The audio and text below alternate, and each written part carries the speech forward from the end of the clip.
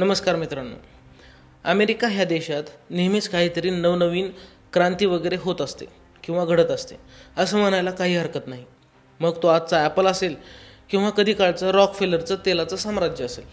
आज आपण जाणून घेऊया रिव्हॉल्वर आणि त्याचे निर्माते सॅम्युअल कोल्टबद्दल.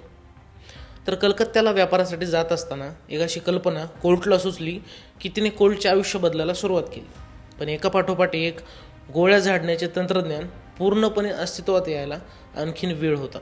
जेव्हा पॅटरसन रिव्हॉल्वरचे मॉडेल स्वतः विकूनही फार काही करू शकले नाहीत, तेव्हा मात्र हे सदग्रहस्थ सुरुंगाच्या व्यवसायाकडे वळाले. स्वतःची आर्थिक गरज पूर्ण करून संशोधनासाठी पैसे गोळा व्हावे म्हणून हा माणूस अगदी विदुषी होऊन नायट्रस ऑक्साईडचे खेळ करून लोकांना हसवू लागला. पण म्हणतात ना, जोपर्यंत नशीब सोबत नसतं तोपर्यंत तुमचे प्रयत्न म्हणजे फक्त पायऱ्या त्या यशाकडे घेऊन जाणाऱ्या. झालंही अगदी तसंच. 1847मध्ये मेक्सिकन अमेरिकन युद्धाला सुरुवात झाली आणि पहिल्यांदा पॅटरसन रिव्हॉल्वरचा वापर वॉकर नावाच्या सैन्य अधिकाऱ्याने केला. केवळ 15 अमेरिकन सैनिकांनी 70 आदिवासींना काही क्षणात यमसदनी धाडलं आणि कोल्टचं नशीब बदललं. त्या बंदुकीला वॉकरचे नाव देऊन कृतज्ञता दाखवली आणि 1000 बंदुकांची ऑर्डर मिळवली. नंतर मात्र स्वतःचीच कंपनी सुरू करून त्या बंदुका अतिशय चांगल्या दरात बनतील ह्याकडे लक्ष दिलं. मग ती कोल्ट ड्रॅगन असेल किंवा मग पीसमेकर असेल. नवनवीन गोष्टी ह्या आपल्या उत्पादनात आणून त्यांनी बंदुकांसाठीची एक मक्तेदारीच तयार केली. असं नव्हतं की कोणी प्रतिस्पर्धी नव्हतं. प्रतिस्पर्धी तर तेव्हाही होतेच, वेसन आणि स्मिथ यांच्या रूपानं.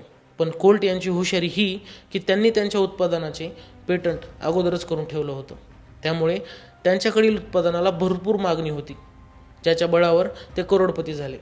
पण त्यांचं हे यश ते फार काळ बघू शकले नाहीत, कारण वयाच्या 47व्या वर्षीच त्यांचं निधन झालं.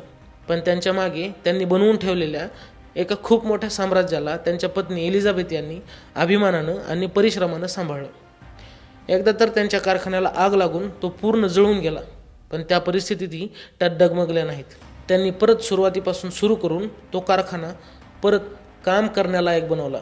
सिंगल ॲक्शन आर्मी या मॉडेलचं उत्पादन एलिझाबेथ यांनी केलं आणि त्या काळातील सगळ्यात प्रसिद्ध झालेल्या पीसमेकरचं पण.